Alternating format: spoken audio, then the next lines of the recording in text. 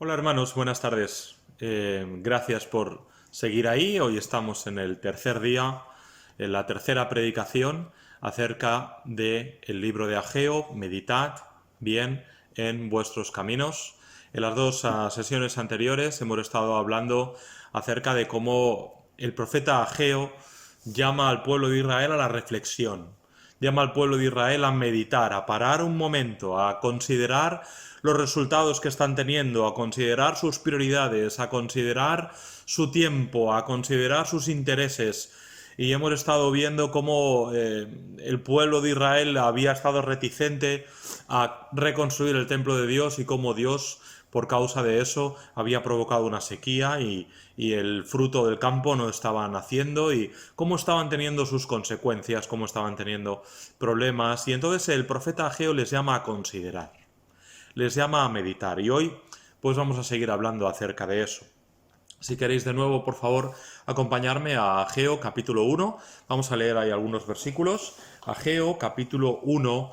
Ya hemos leído los otros días desde el versículo 1 hasta el versículo 11, cuando tienen los problemas y el Señor les llama y les dice, meditad bien sobre vuestros caminos. Por ejemplo, podemos ir hasta el versículo 8 y estamos leyendo el versículo 9. En el versículo 9 estamos leyendo acerca de las consecuencias que ellos tenían por no haber hecho caso, por no haber priorizado al Señor.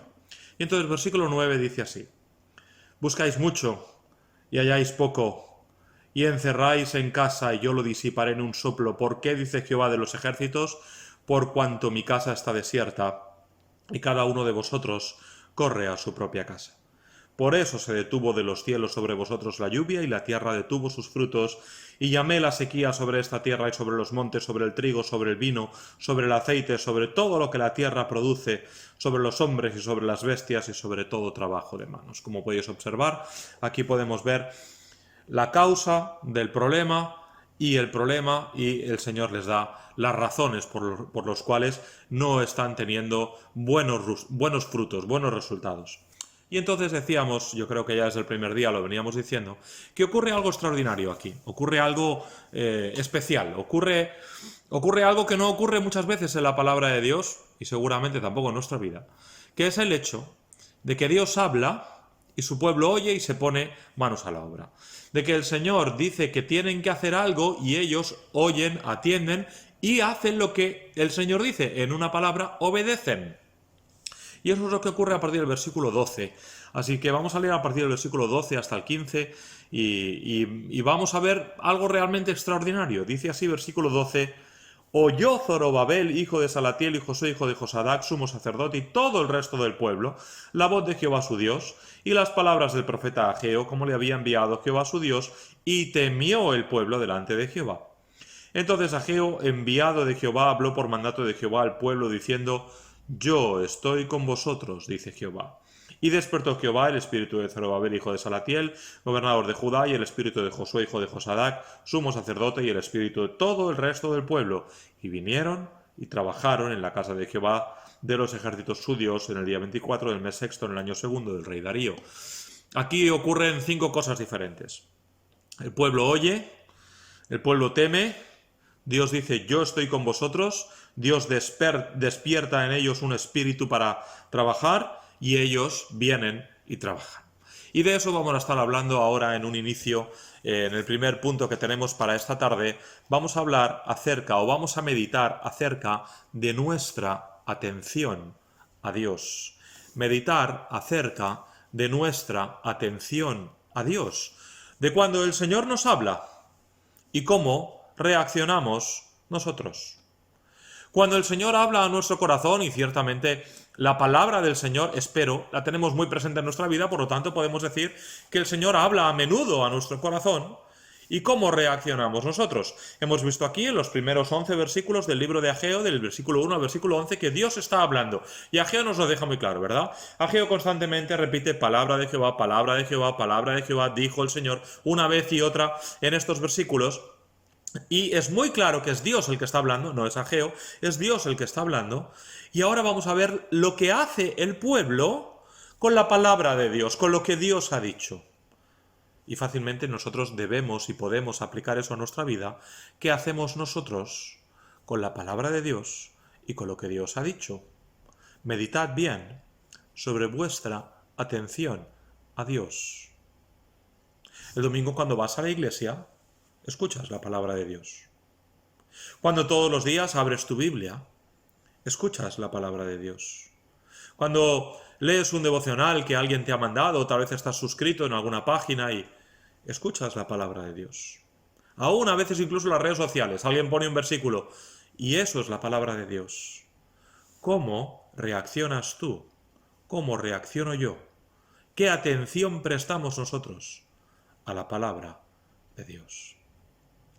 En primer lugar, lo primero que hace el pueblo, nos dice aquí versículo 12, oyó Zorobabel, oyó también el sumo sacerdote y todo el resto del pueblo, oír la palabra de Dios. Y debemos hacer aquí un matiz, porque seguramente para ti y para mí oír y para el judío que lee estos pasajes no es lo mismo.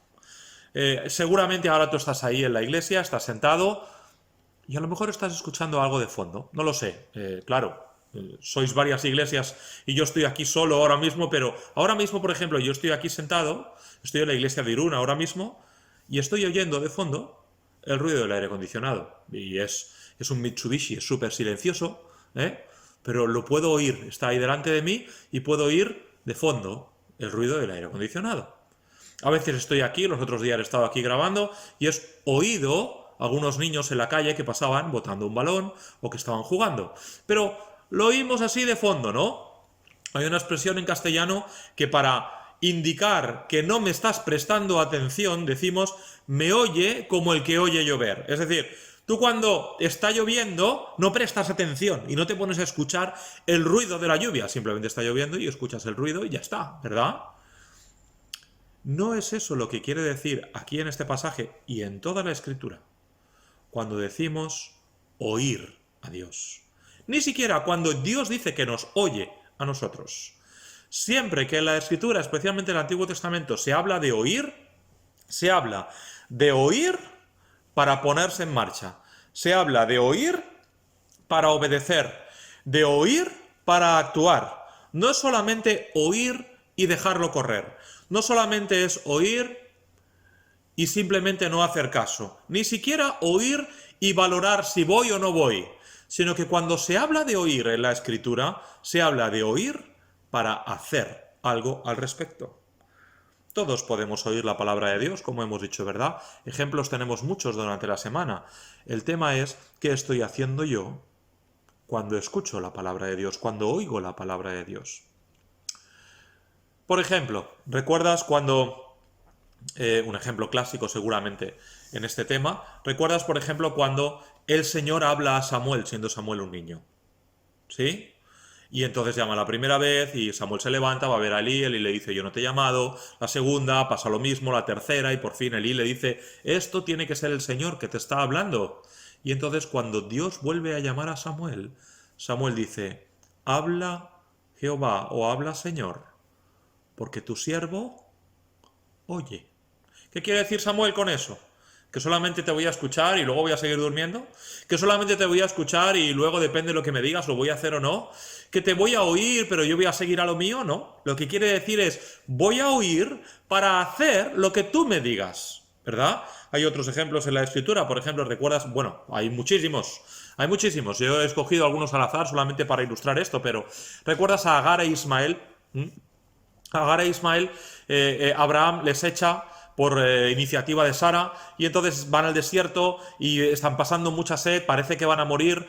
Agar se aparta de su hijo Ismael, dice, para no verlo morir, y entonces dice el Señor, Ismael es un muchacho, está llorando, dice el Señor, he oído el clamor de tu hijo.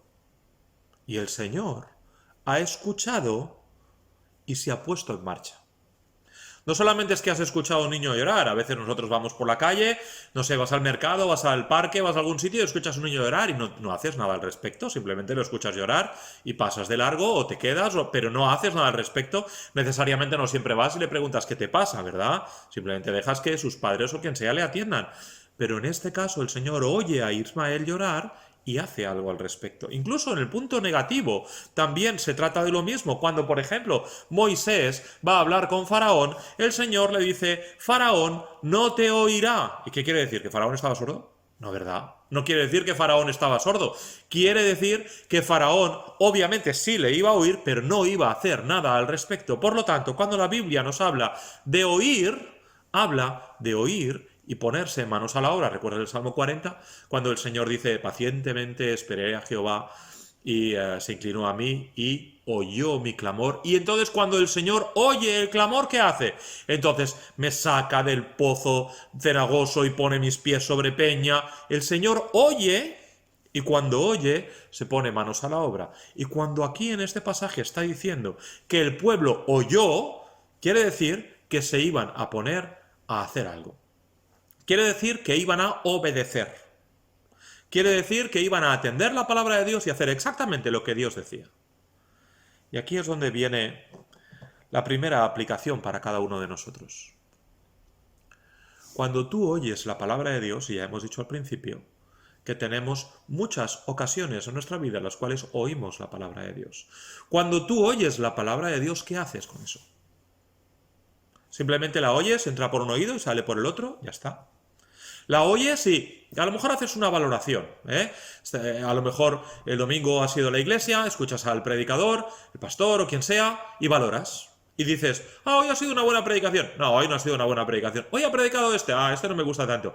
Este sí, este es un buen predicador. Valoras, ¿no? O a lo mejor incluso hay algo que te ha gustado. Esto que ha dicho el predicador me ha gustado mucho.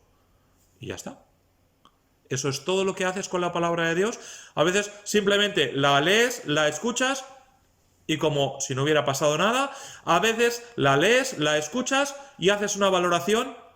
Pero ¿cuántas veces oyes la palabra de Dios y haces algo al respecto? ¿Cuándo es la última vez, hermano, que has escuchado la palabra de Dios y has tomado una decisión de algo que había que hacer en tu vida? Oír para hacer. Oyes a Dios, haces algo. Oyes a Dios, obedeces. ¿Cuándo es la última vez en tu vida, hermano, que escuchaste la palabra de Dios y tomaste la determinación de cambiar algo en tu vida, de empezar a hacer algo diferente, de tratar a tu mujer de otra forma, de cuidar de tus hijos de otra manera, de obedecer a tus padres, de quitar esto de tu vida, de eliminar a aquellos amigos, de leer más la Escritura, de testificar? ¿Cuándo es la última vez que alguien dijo algo en cuanto a la palabra de Dios y no te quedaste solo en una valoración, sino que tomaste una decisión? Oír para obedecer. ¿Recuerdas a Elías en el Monte Carmelo? Acababa de pasar un gran milagro. Había llovido fuego del cielo. Todos lo habían visto. Cuando aquello termina, Elías sube al monte y se pone a orar, y después viene la lluvia. Acab se va a su casa y se pone a comer. Los dos habían visto a Dios obrar de la misma manera. De una manera inusual, de una manera extraordinaria, de una manera milagrosa. Uno se va a orar, otro se va a comer. Venimos el domingo por la mañana a la iglesia, escuchamos la palabra de Dios. ¿Cuántos de nosotros nos vamos a orar y a meditar y a reflexionar y a ver qué hay en nuestro corazón y a ver si hay que cambiar algo? ¿Y cuántos de nosotros simplemente nos vamos a comer como Acab? No estoy diciendo que no comas el domingo al mediodía. Lo que digo es que tienes que hacer algo. Tienes que hacer algo con la palabra de Dios que acabas de escuchar. No puede ser que simplemente pasemos por allí y no quede nada de la palabra de Dios en nuestra vida, no haya ninguna influencia.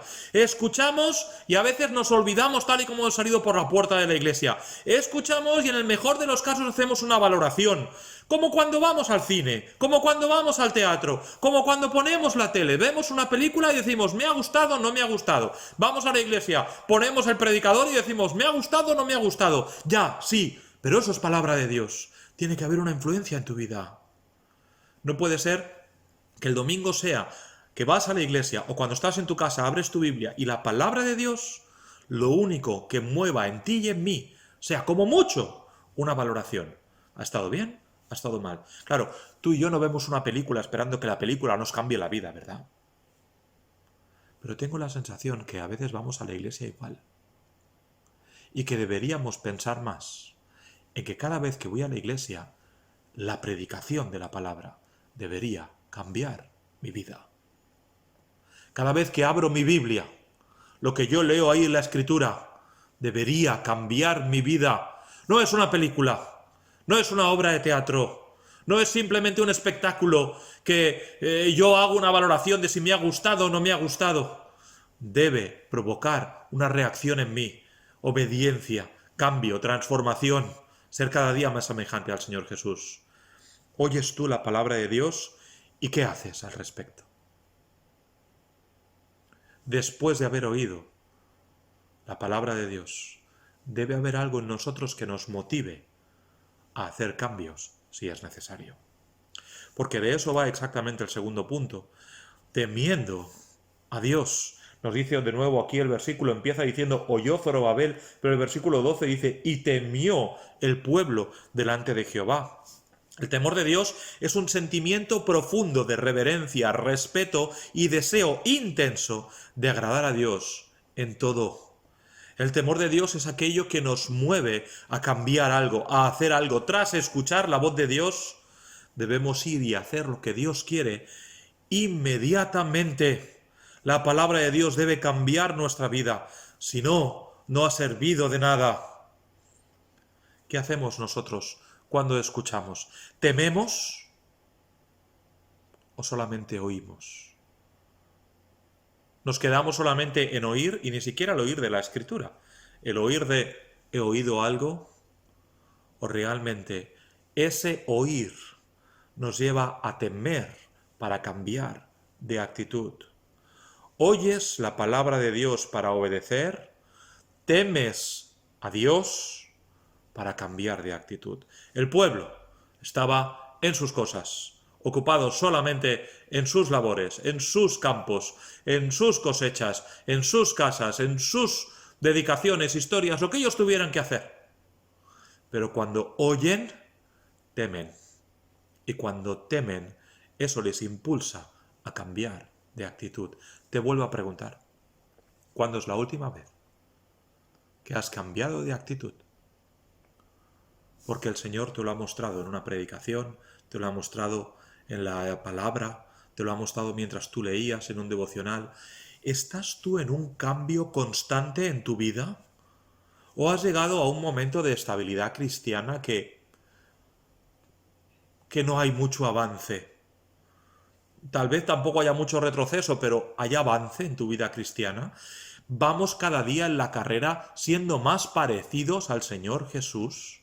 Eso solamente se consigue exponiéndonos a la palabra de Dios y una vez que hemos sido expuestos, que hemos oído la palabra de Dios, temiendo lo que dice la palabra de Dios, es decir, un deseo intenso de agradarle y de hacer su voluntad. Oyen, primero, temen, después, ¿y cuál es la reacción del Señor? Es algo maravilloso. Es algo maravilloso lo que dice aquí, versículo 13, versículo 12 dice, oyó el pueblo, temió el pueblo, entonces Ageo, enviado de Jehová, habló por mandato de Jehová al pueblo diciendo, ¿y qué dice el Señor? Yo estoy con vosotros. ¿No es algo maravilloso, hermano? Que el Señor, cuando ha visto que tú y yo hemos tenido un interés en escuchar su palabra y en hacer algo al respecto, que enseguida nos hemos movido, enseguida hemos tenido ese deseo de decir, sí, Señor, esto no está bien, voy a cambiarlo. Sí, Señor, voy a caminar más cerca de Cristo, voy a procurar mejorar mi santidad. En cuanto hemos tenido oportunidad, hemos oído y hemos temido, y entonces, ¿qué hace el Señor? Viene a nuestro lado. Se pone al lado nuestro y nos acompaña en el camino, porque por nosotros mismos no hay nada que podamos hacer. Pero el Señor, en sus fuerzas, viene a caminar al lado nuestro. Entonces dice, yo estaré con vosotros. Los ladrillos los tenían que poner ellos. pero el Señor les iba a acompañar en el camino. El esfuerzo para reconstruir el templo lo tenían que hacer ellos, pero el Señor iba a estar con ellos. Es lo mismo en nuestro caminar diario, ¿verdad? Tú eres el que tiene que dar un paso y otro paso y otro paso, y a veces cuesta, ¿no? A veces el desierto aprieta, a veces la carga es muy pesada, pero el Señor va contigo. Y dice que cuando vayas por los ríos no te ahogarás, y cuando vayas por el fuego no te quemarás, y que Él te llevará en brazos. El Señor va contigo y te anima a llevar su yugo, que es ligero, que es su carga, que es fácil de llevar. Y te anima a descansar en Él. ¿Cuándo viene el Señor a estar contigo? ¿Cuando hemos oído? ¿Cuando hemos temido? No antes. Has oído la palabra de Dios para obedecerle. Has temido para cambiar de actitud. Y ahora el Señor viene a estar a tu lado. Y te acompaña en lo que sea que tengas que hacer. Te acompaña en el camino. Ahora puedes decir, todo lo puedo en Cristo que me fortalece. Porque el Señor está contigo. Y tú y el Señor y tú, siempre sois mayoría. Siempre tienes las de ganar. Si Cristo te acompaña, todo lo puedo en Cristo que me fortalece. Ese problema que tienes, esa dificultad que no puedes vencer, puedes vencerla si Cristo está a tu lado. Tenemos nosotros la misma promesa en Mateo 28, 20, ¿verdad? El Señor le dice a los apóstoles, he aquí estoy con vosotros todos los días hasta el fin del mundo. Y así está el Señor con nosotros, todos los días hasta el fin del mundo. Pero, mira los condicionantes. Oír para obedecer, temer para cambiar de actitud. Y entonces, he aquí estoy con vosotros todos los días hasta el fin del mundo. Pero hay condicionantes. Eso no quiere decir que el Señor no vaya contigo siempre, que el Señor no esté en tu corazón todo el tiempo. Pero sin duda, Él está de una forma especial contigo y te guía y te dirige en el camino, cuando primero tú has dado el paso de desear obedecerle, desear temerle, desear cambiar de actitud. En cuarto lugar, aquí en este mismo pasaje, primero el Señor dice que nos acompaña, que está con nosotros, y entonces ¿qué hace? En el versículo 14 dice, despertó Jehová el espíritu de Zorobabel, de Salatiel, gobernador de Judea, y el espíritu de Josué, sumo sacerdote, y el espíritu de todo el resto del pueblo. Ahora el Señor les anima para trabajar, ahora el Señor les alienta, ahora es el Señor el que pone en ellos ese deseo de servirles. Y tú dices, hombre, esto lo podía haber hecho antes, ¿no? Si llevaban 15 años sin construir el templo, podía haber puesto antes en ellos el deseo de servirles. ¿Podría el Señor haberlo hecho? Claro, el Señor es todopoderoso. El Señor puede hacer lo que quiera. Claro que podría. Pero habitualmente el Señor no va a despertar en ti un deseo de servirle si primero no hay disposición por tu parte. Ahora ellos estaban dispuestos a servirle. Primero han escuchado con atención, han dicho, tenemos que obedecer, han temido al Señor, han cambiado de actitud, el Señor ha venido a su lado, y cuando hay esa disposición de decir, Señor, la verdad es que no sé cómo arreglar esto. Señor, no sé cómo hacerlo mejor. Señor, no sé cómo cambiar esto en mi vida, pero estoy dispuesto a hacer lo que tú me pidas. Señor, estoy dispuesto a ir donde tú me digas. Estoy dispuesto a cumplir, a obedecer, a trabajar para hacer lo que tú digas, Señor.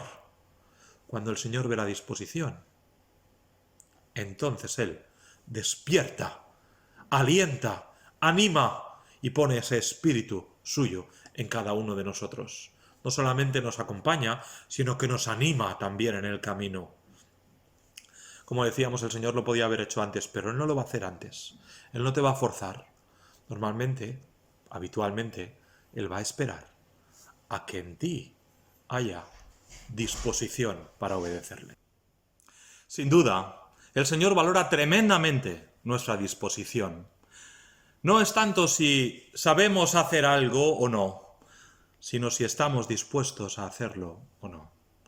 No es tanto si estamos preparados para algo, de eso se encarga el Señor. De equiparnos se encarga el Señor, sino si estamos dispuestos. Probablemente si me has escuchado predicar en otras ocasiones sabrás que a menudo uso el ejemplo de los 12 apóstoles para hablar de la disposición. Creo que es el mejor ejemplo que podemos poner de hombres nada preparados, pero dispuestos. Y que el Señor usó de una forma increíble para llevar su evangelio por todo el mundo de forma que incluso nos ha llegado hasta hoy. 12 hombres, algunos de ellos sin letras, nos dice el libro de Hechos, pescadores. Ahí tenemos a Pedro, un hombre que habitualmente decía lo primero que le pasaba por la cabeza. Tenemos a Juan y a Jacobo, hombres de mucho genio, aunque luego Juan fue el discípulo del amor, pero al principio no era así. Van a una ciudad de samaritanos donde no les quieren recibir y el Señor dice, le dicen ellos al Señor, Señor, manda que llueva fuego del cielo y los consuma a todos. Y el Señor les pone por nombre Boanerges, ¿lo recuerdas? Hijos del trueno.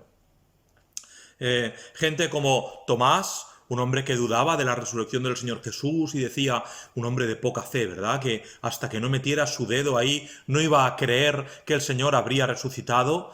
Un hombre como Simón el Celote, que pertenecía a una especie de, no sé cómo llamarlo, de grupo terrorista o de grupo reivindicativo de su nación, de los celotes, los cananistas, que eran un grupo que reivindicaban algo entre político y casi terrorista y algo...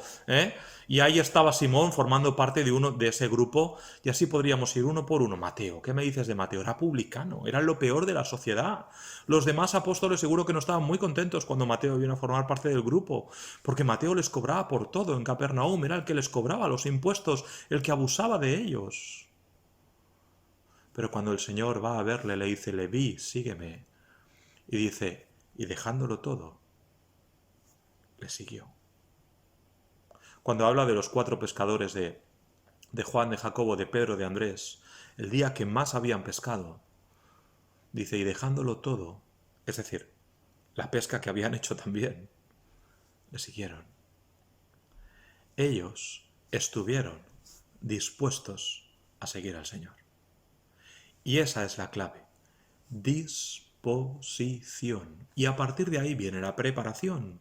A partir de ahí viene el ¿cómo hago yo esto? ¿Cuál es la mejor forma? Señor, guíame. Pero lo primero que el Señor busca y que en cierta forma no va a provocar en ti es la disposición. Es cierto que Él pone el querer así como el hacer.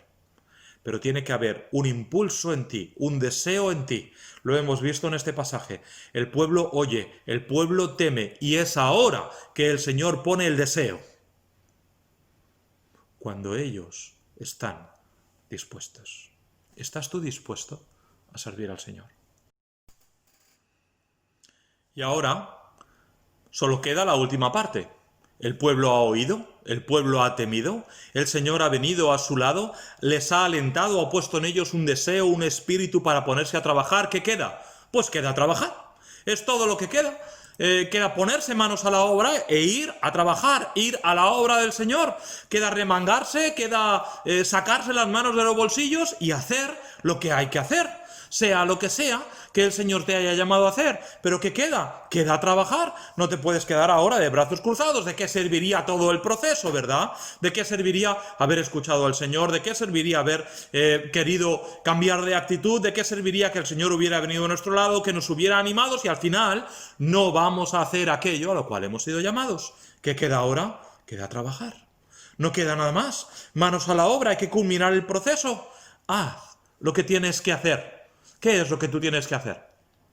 Como creyente, en tu propia vida, en tu familia, en tu iglesia, en tu vecindario, en tu comunidad, ¿qué tienes que hacer como creyente? Hazlo. Es lo que toca ahora. Lo suyo era poner ladrillos, lo suyo era reconstruir el templo. Eso es lo que ellos tenían que hacer. ¿Qué tienes que hacer tú? A veces es trabajo físico, a veces es trabajo espiritual, a veces es cambios de actitud, a veces es pedir perdón a alguien, a veces es servir al Señor, tomar un tiempo, tomar un esfuerzo, hacer algo distinto, lo que sea que en tu vida tengas que hacer, que te quede ese trabajo, eso es lo que te queda.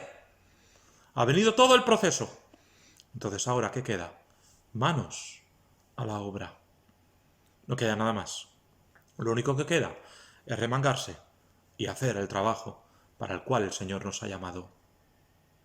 Así pues, hablando o meditando sobre nuestra atención a Dios, hemos empezado diciendo, hermano, ¿qué haces cuando escuchas la palabra de Dios? ¿Oyes con la intención de obedecer? ¿O simplemente dices, ¡ay, qué bonito! Oh, no me ha gustado mucho hoy. ¿Qué haces? ¿Solamente una valoración? ¿O realmente oyes con la intención de obedecer? Y después temes con la actitud, con el deseo de cambiar de actitud, de cambiar aquello que no estaba bien en nuestra vida. El Señor viene a nuestro lado, el Señor nos anima, el Señor nos alienta, y ahora ¿qué queda? Queda llevar a cabo aquello a lo que el Señor nos ha llamado, queda trabajar para el Señor. Eso es todo lo que queda. Además de esto, dos cosas más sobre las cuales me gustaría meditar, más breves que la que acabamos de ver ahora. Después entramos en el capítulo 2. Vamos a leer el capítulo 2 hasta el versículo 9 y consideraremos ahí algunas cosas. Dice así: En el mes séptimo, a los 21 días del mes, vino palabra de Jehová por medio del profeta Ageo, diciendo: Habla ahora a Zorobabel, hijo de Salatiel, gobernador de Judá, y a Josué, hijo de Josadac, sumo sacerdote, y al resto del pueblo, diciendo: ¿Quién ha quedado entre vosotros que haya visto esta casa en su gloria primera? ¿Y cómo la veis ahora? ¿No es ella como nada delante de vuestros ojos? Pues ahora, Zorobabel, esfuérzate, dice Jehová. Esfuérzate también, Josué, hijo de Josadac, sumo sacerdote, y cobrad ánimo, pueblo todo de la tierra, dice Jehová, y trabajad, porque yo estoy con vosotros, dice Jehová de los ejércitos, según el pacto que hice con vosotros cuando salisteis de Egipto, así mi espíritu estará en medio de vosotros. No temáis. Porque así dice Jehová de los ejércitos: de aquí a poco, ahora viene una profecía, de aquí a poco yo haré temblar los cielos y la tierra, el mar y la tierra seca, y haré temblar todas las naciones, y vendrá el deseado. ¿De quién está hablando cuando dice el deseado? Obviamente está hablando del Mesías, está hablando del Señor Jesús. Dice: vendrá el deseado de todas las naciones, y llenaré de gloria esta casa, ha dicho Jehová de los ejércitos. Mía es la plata, mío es el oro, dice Jehová de los ejércitos. La gloria postrera de esta casa será mayor que la primera, ha dicho Jehová de los ejércitos, y daré paz en este lugar, dice Jehová de los ejércitos. ¿Qué estaba ocurriendo aquí? Aquí lo que estaba ocurriendo es que algunos que habían vuelto de la cautividad, ya muy mayores, habían tenido ocasión, siendo niños, de ver el templo de Salomón, de ver el mejor templo que se había construido nunca. Uno de los mejores edificios, no sabría comparar porque no quedó en pie, pero probablemente sería uno de los mejores edificios que se ha construido jamás. ¿Recordáis las 7 maravillas de la antigüedad? Bien, seguro que estaría entre las 7 maravillas de la antigüedad si para cuando se escribió aquel griego que escribió cuáles eran las 7 maravillas hubiera estado en pie. Pero las 7 maravillas de la antigüedad y el templo de Salomón era increíble. Y algunos habían podido ver el templo de Salomón y ahora veían las ruinas en que se encontraba el templo actual, veían que solamente estaban los cimientos, veían que solamente estaba el altar del holocausto y lloraban de pena.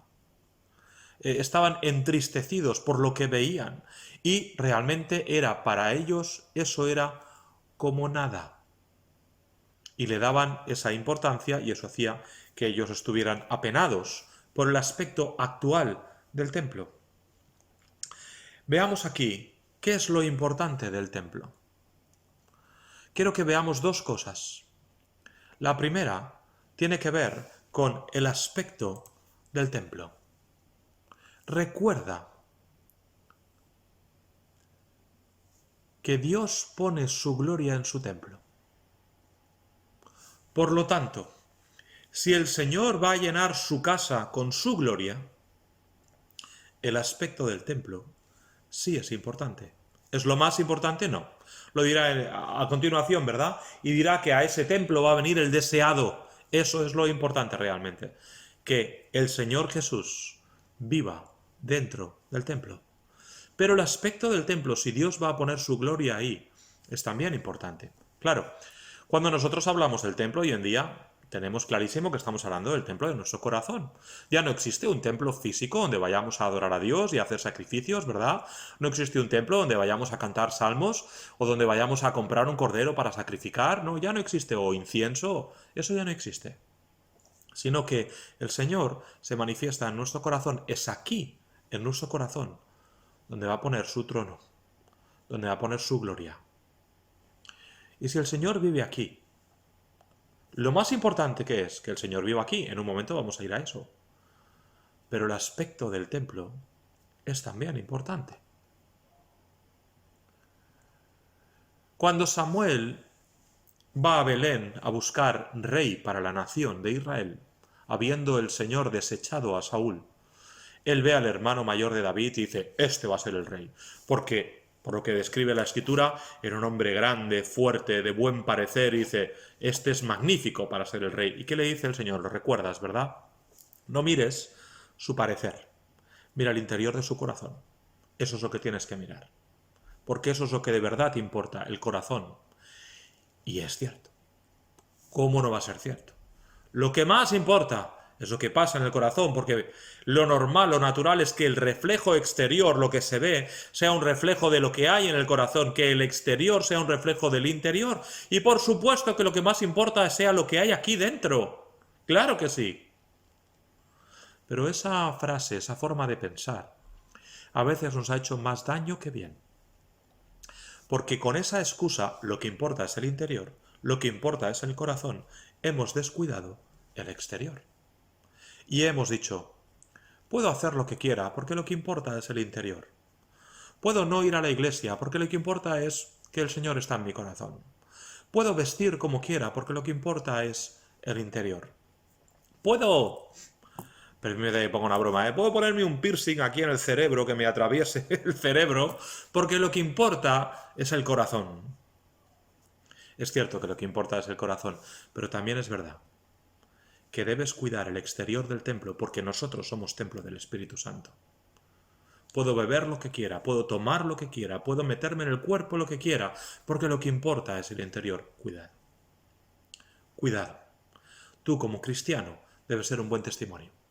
Como cristiano debes ser un buen ejemplo, precisamente por quien hay en tu interior. Recuerda que llevas al Señor Jesús a todos los lados.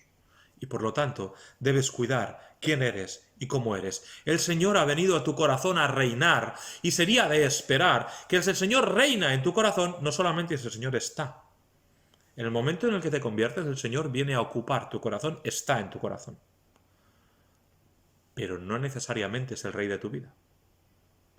Pero si el Señor, además de estar, también reina en tu corazón, si además de vivir en el templo, también está sentado en el trono de tu corazón, entonces, en el exterior, se deberían reflejar los cambios que el Señor produce en tu interior.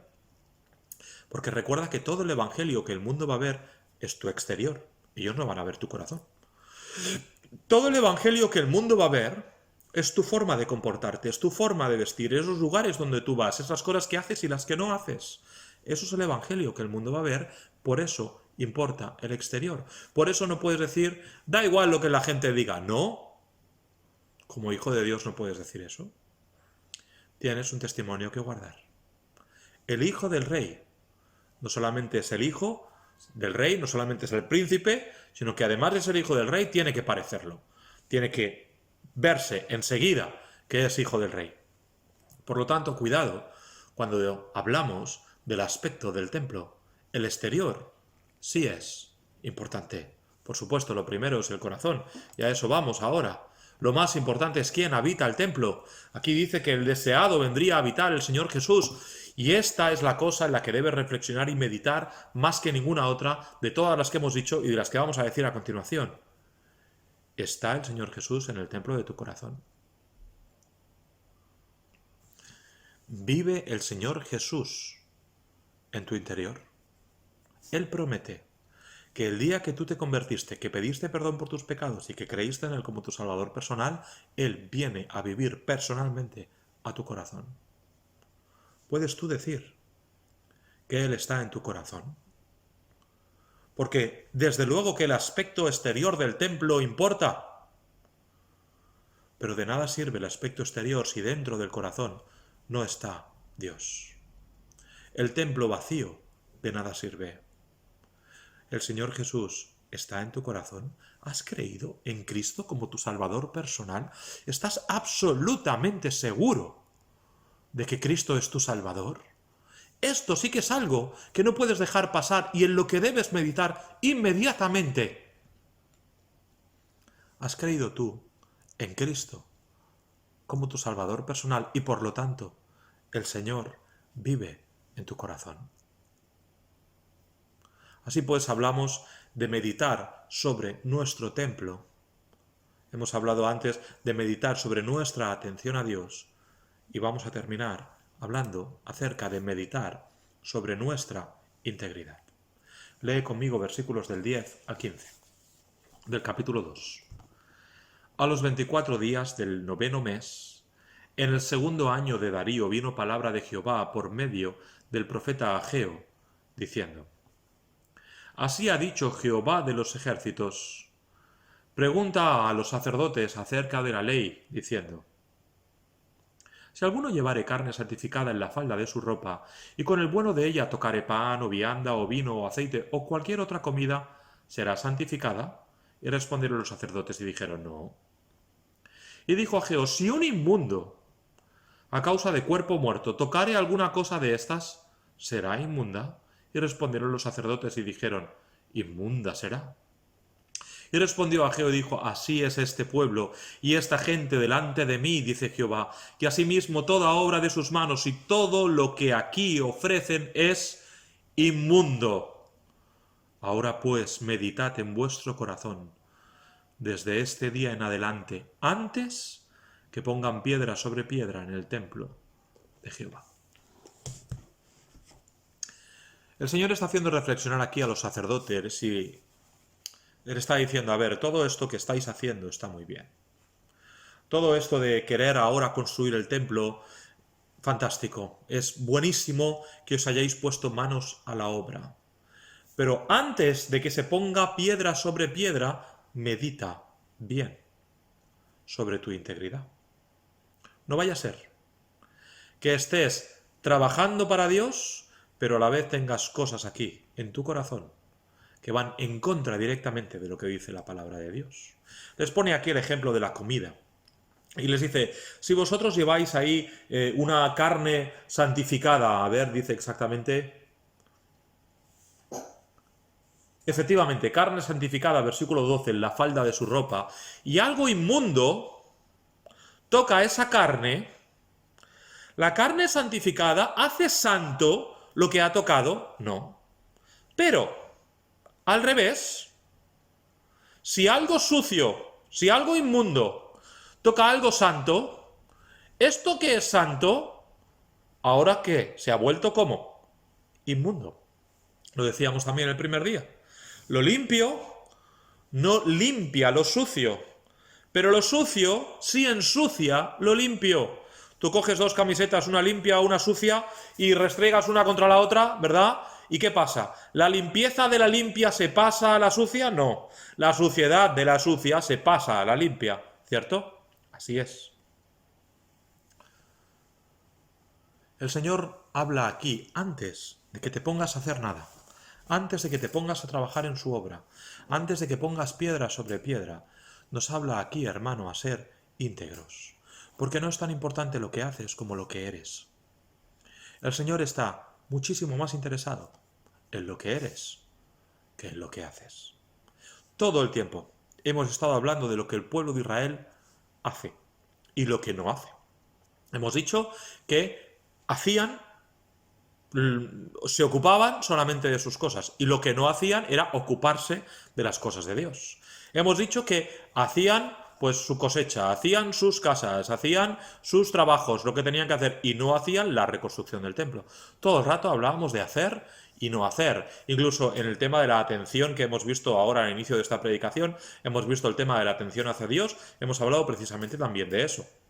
Hemos hablado de que el pueblo oye y al final se pone a trabajar, es decir, a hacer. Pero el libro termina haciendo una reflexión acerca de que antes de hacer, mira lo que eres, mira qué hay en tu corazón, mira si estás sucio, mira si hay pecado, mira si hay cosas que resolver. Los sacerdotes están participando de una cosa, están predicando de una cosa, están ayudando en la reconstrucción del templo, pero a la vez les falta integridad, no hay limpieza en su corazón. ¿Qué hay de ti? Medita sobre si eres una persona íntegra. Primero limpia, luego ya edificaremos. De hecho, antes de edificar, Lo primero que hay que hacer es limpiar. Cuando tú sales a la calle y están construyendo un edificio nuevo, tienes ahí el solar, ¿y qué es lo primero que hacen antes de empezar a hacer nada? Limpiar. Dejar el terreno lo más limpio posible.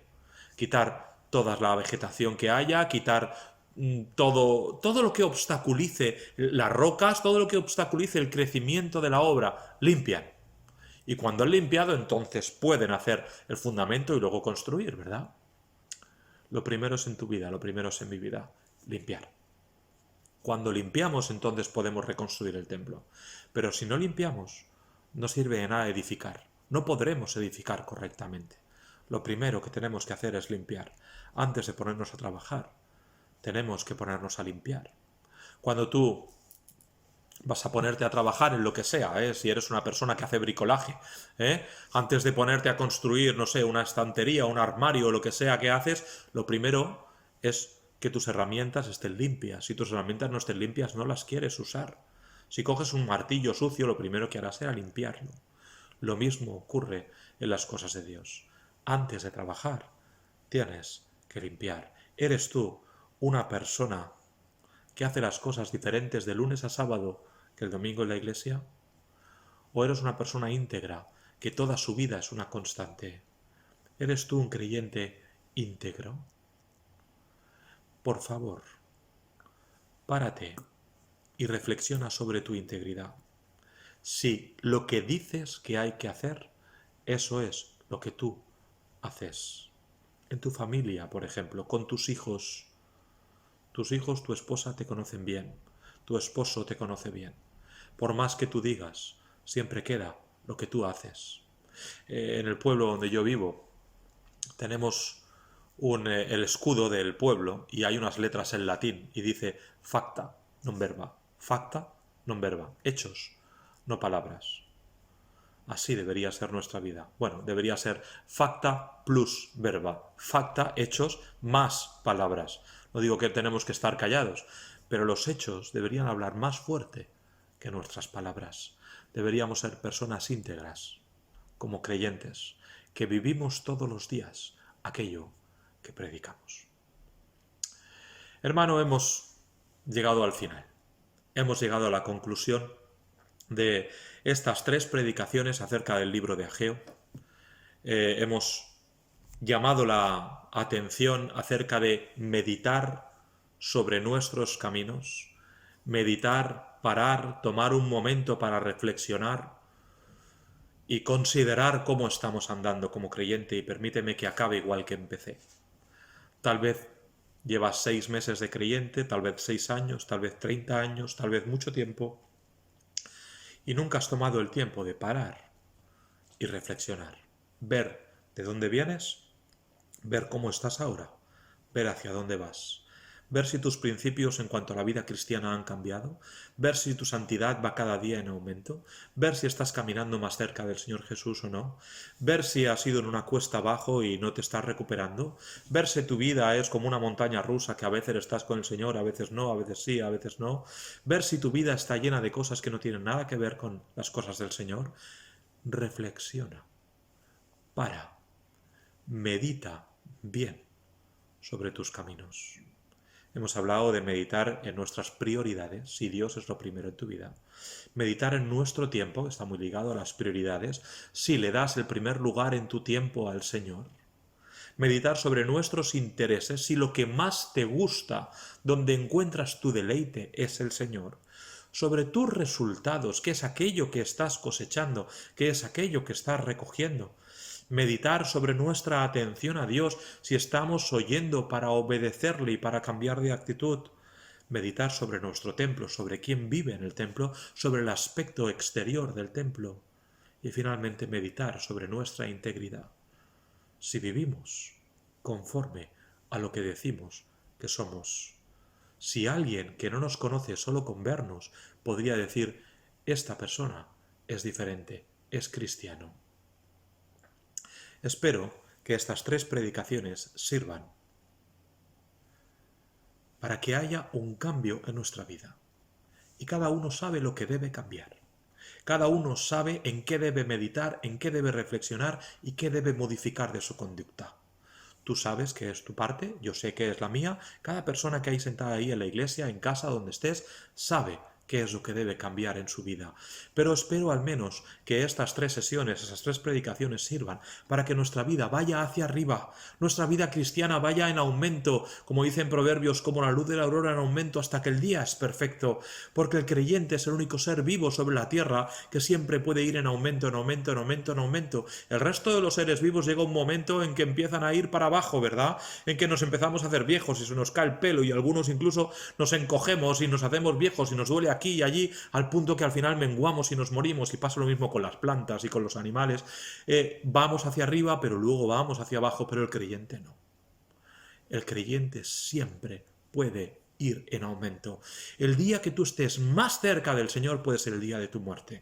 El día en que seas el mejor creyente de toda tu vida puede ser el día de tu muerte. Siempre puedes ir en aumento. Espero que estas predicaciones acerca del libro de Ageo nos hagan meditar y reflexionar en si efectivamente nuestra vida va en aumento.